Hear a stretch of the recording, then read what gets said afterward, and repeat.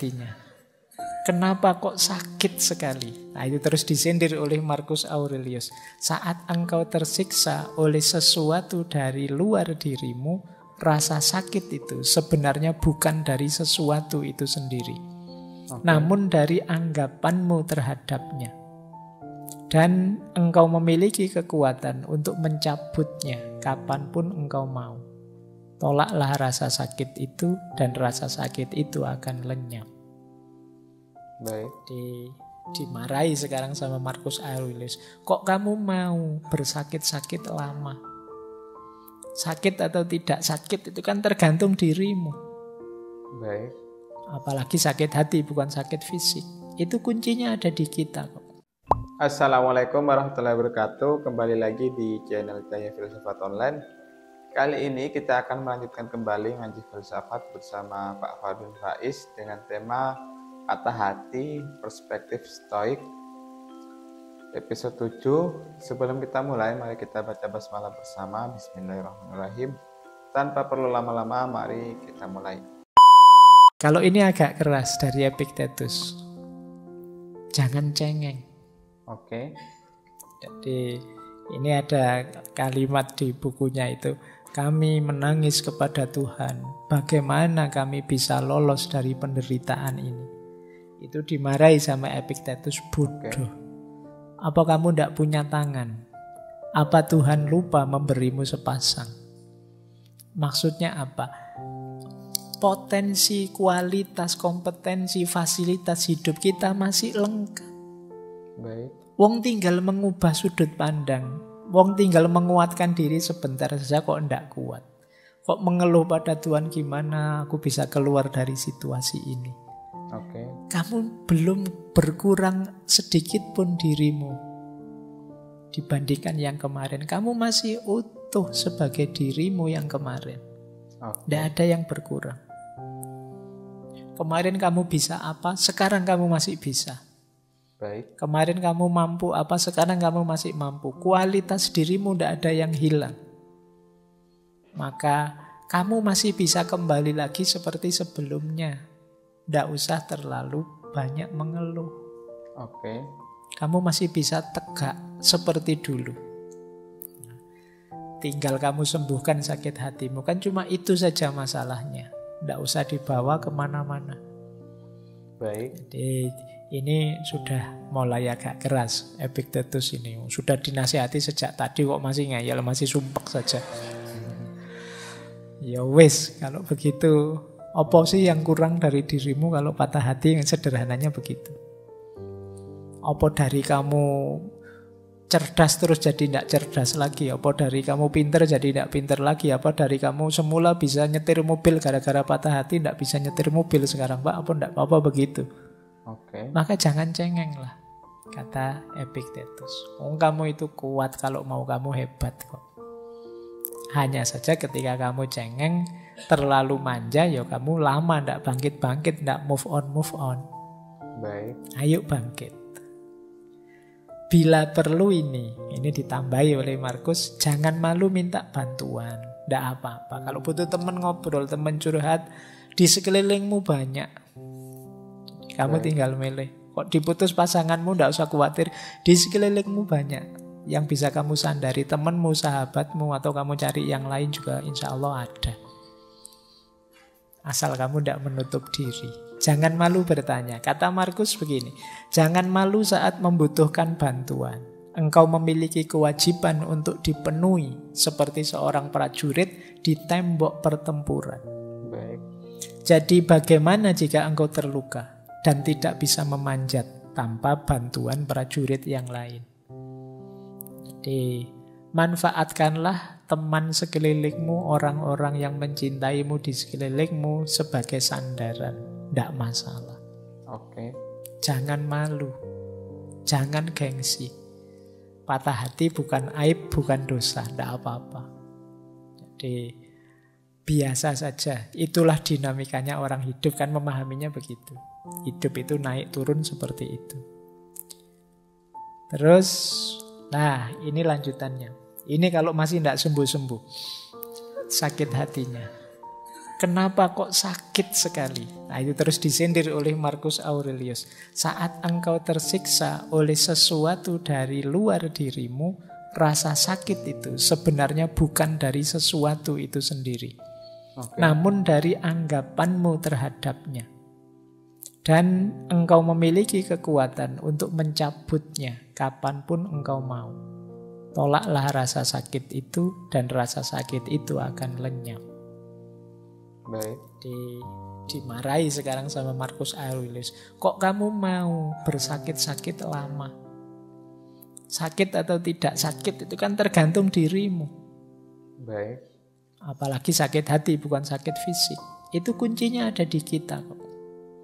Ada teman yang secara sengaja ngomong nyelekit biar kita tersinggung. Itu tersinggung atau tidak itu kan bisa kita atur.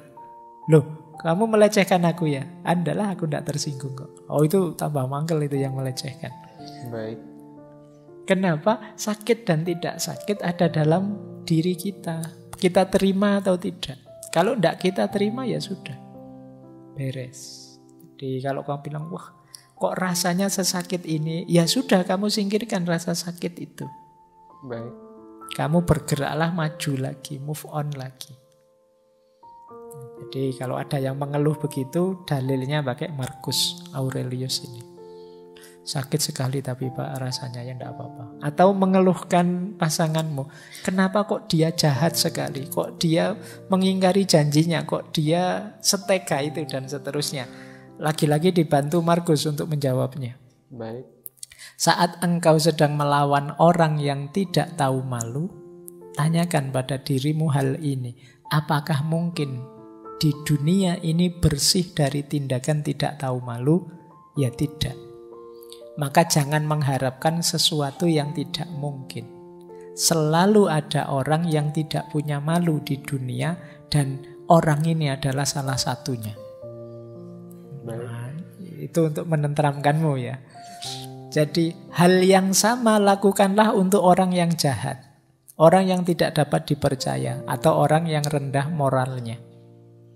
Mengingat bahwa di seluruh dunia ini pasti ada beda-beda kelas moralnya manusia, akan lebih membuatmu toleran terhadap penghuninya. Oke.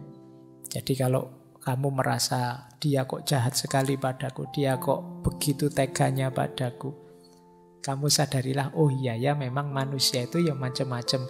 Memang ada yang tipe kayak dia itu. Itu akan lebih menenteramkanmu.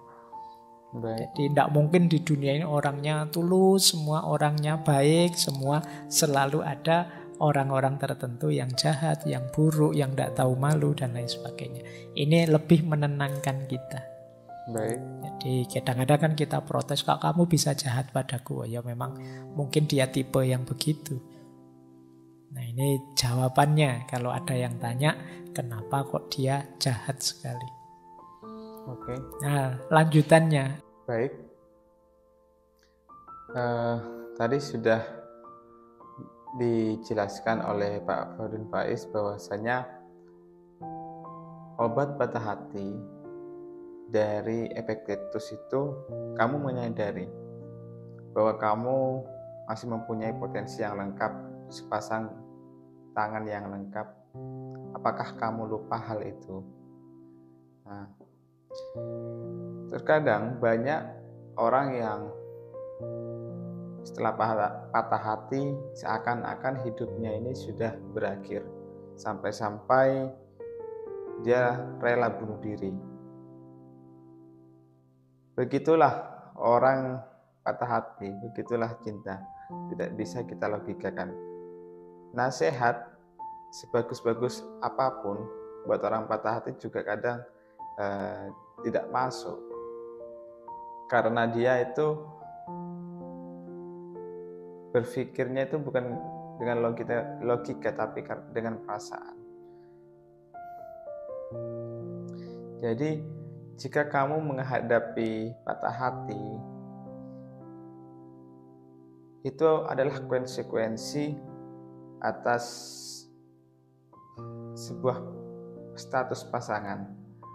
Jadi pola kehidupan hukum alam itu pasti ada pertemuan, ada perpisahan. Mau tidak mau, konsekuensi ketika kita menjalin hubungan, pada akhirnya kita juga akan berpisah pada orang itu. Dan bonusnya mungkin kita nanti bahagia di tengah jalan, atau sampai akhir hayat kita bahagia bersama pasangan kita. Itu adalah bonus, tapi konsekuensi yang pasti kita pasti akan berpisah dengan pasangan kita. Ketika kita menyadari hal itu, kita akan lebih ringan menerima masalah yang datang, menerima kenyataan yang datang. Tadi sudah dijelaskan kembali oleh Epictetus bahwasanya patah hati pun tidak mengurangi potensi kita, tidak mengurangi fasilitas yang Tuhan berikan. Nah, mungkin di balik hal itu kita mempunyai hikmah yang bisa kita ambil. Kenapa Tuhan memisahkan kita dengan orang yang kita sayangi? Karena setiap kejadian pasti ada hikmahnya. Jadi jangan terlalu lama-lama untuk patah hati. Jika perlu, berceritalah dengan teman-teman kalian agar setidaknya mengurangi, meringankan sakit yang teman-teman rasakan. Oke, kita lanjut. Lah terus dia sudah mengecewakanku, dia sudah menyusahkanku. Aku sekarang harus bagaimana setelah putus? Nah, ini sebenarnya pembahasan lebih menarik itu setelah putus terus harus bagaimana. Bukan bagaimana rasanya putus. Kalau menurut Markus begini, merasa sayang kepada orang lain meskipun mereka melakukan banyak kesalahan adalah sifat uniknya manusia. Baik. Engkau dapat melakukannya cukup dengan mengakui bahwa mereka juga manusia. Mereka melakukan itu karena tidak sadar, berlawanan dengan kata hati mereka. Dan kita semua akhirnya akan sama-sama mati, tidak lama lagi. Semua orang kan mesti mati. Dan di atas itu semua, mereka tidak benar-benar menyakitimu. Mereka tidak melenyapkan kemampuanmu untuk memilih. Baik. Sederhananya, ya kita tetap baik kepadanya. Kenapa? Karena kita manusia. Di antara keutamaan manusia itu memaafkan dan tetap menyayangi siapapun karena dia statusnya manusia. Jadi aku tetap menyayangimu meskipun sekarang tidak sebagai pasangan. Baik. Yuk, cara menyayanginya mesti beda. Kalau kemarin cara menyayanginya pakai nraktir, pakai apel dan lain sebagainya, sekarang lebih irit. Jadi tidak perlu high cost, tapi tetap ada rasa menyayangi. Dan kalau kita kecewa dengan yang mereka lakukan, sebenarnya mereka itu tidak jahat-jahat amat.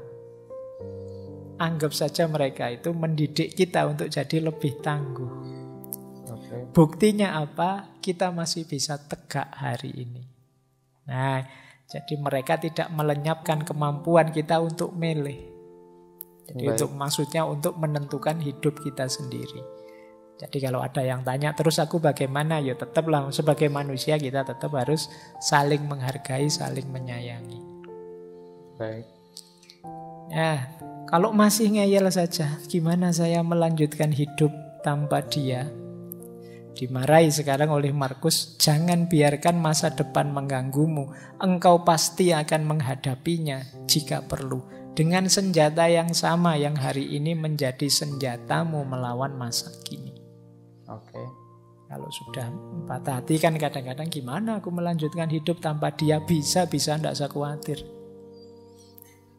Kayak kamu dulu belum kuliah terus mau masuk kuliah kan kamu, bisa ndak ya Pak saya kuliah itu, saya itu.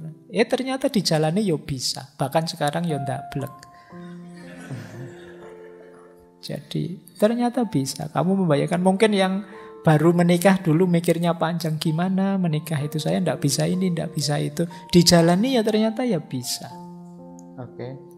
merantau keluar kota, selama ini bareng orang tua terus, sekarang kuliahnya di Jogja sendirian. Mungkin awalnya kamu mikir, bisa ndak ya aku hidup sendirian? Oh, buktinya sekarang bisa. Jadi bahkan kalau disuruh pulang kampung sekarang agak males-malesan. Khawatir ditanya lulusnya kapan. Nah, bisa kok. Kata Markus, dengan alat yang sama yang kamu miliki, dengan cara berpikir yang sama, dengan gaya hidup yang sama, kamu terbukti bisa menaklukkan apapun dalam hidupmu. Apalagi ini. Oke. Hanya sekedar ditinggal pasangan. Nah, jadi kata Markus, bisalah. Dengan senjata yang sama, yang selama ini engkau miliki. Masih ada, ini yang terakhir. Baik. Terus aku dapat apa dari semua yang selama ini aku alami berdua? Ada yang paling penting yang kamu dapat, yaitu pelajaran pendidikan diri.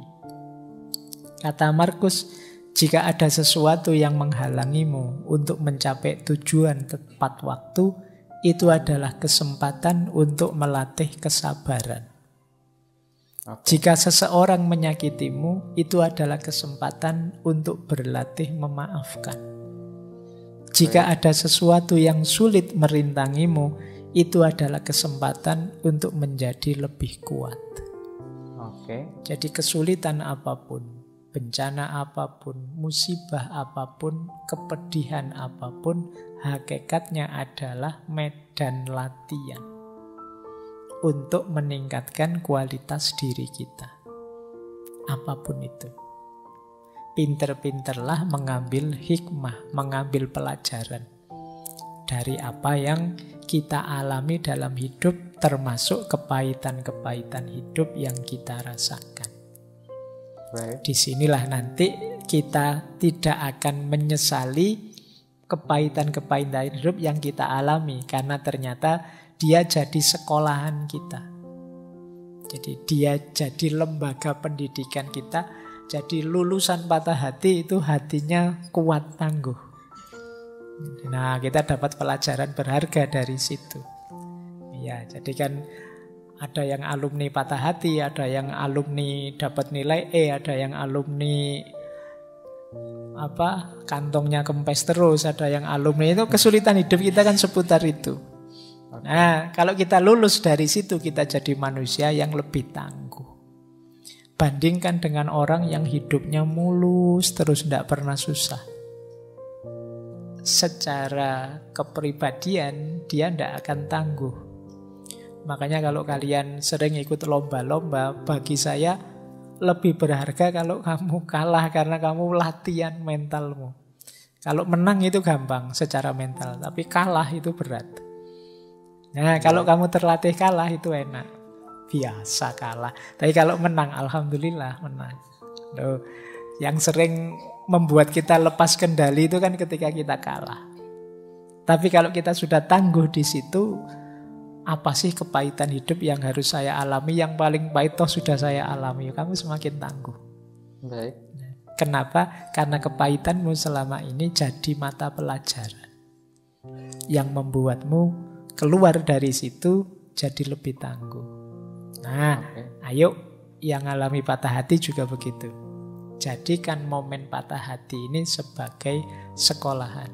Kalau kata Ki Hajar itu kan setiap tempat adalah sekolah, ya berarti setiap patah hati adalah pelajaran. Yang di situ kita belajar jadi manusia yang lebih tangguh, lebih sadar, lebih berkualitas. Baik. Ini ya pesan dari Marcus Aurelius. Jika kamu mengalami patah hati, apa yang kita dapat dari semua ini, dari kepatah-hatian ini? Kata Marcus Aurelius, jika ada sesuatu yang menghalangimu untuk mencapai tujuan tepat waktu, itu adalah kesempatan untuk melatih kesabaran. Jika seseorang menyakitimu, itu adalah kesempatan untuk berlatih memaafkan. Jika ada sesuatu yang sulit merintangimu, itu adalah kesempatan untuk menjadi lebih kuat. Jadi, semua yang terjadi itu pasti ada hikmah dan pelajarannya. Ambil hikmah dari setiap sesuatu yang terjadi di dalam hidup kita. Salah satunya yaitu ketika kita mengalami patah hati ini. Karena pada dasarnya orang yang memutuskan kita atau kita yang memutuskan seseorang itu sehingga kita berpisah adalah orang yang pernah kita sayangi. Nah, kalau menurut Marcus Aurelius, jika kita disakiti oleh seseorang itu, orang yang kita cintai, itu adalah kesempatan untuk melatih kita agar bisa lebih memaafkan seseorang. Untuk melatih kita lebih kuat, untuk melatih kepribadian seseorang. Jadi banyak sesuatu yang bisa kita ambil ketika kita menyadari hal itu. Umur semakin tua, maka mau tidak mau hidup akan terus berjalan. Oke, thank you yang sudah menonton sampai selesai. Kurang lebihnya mohon maaf. Wassalamualaikum warahmatullahi wabarakatuh.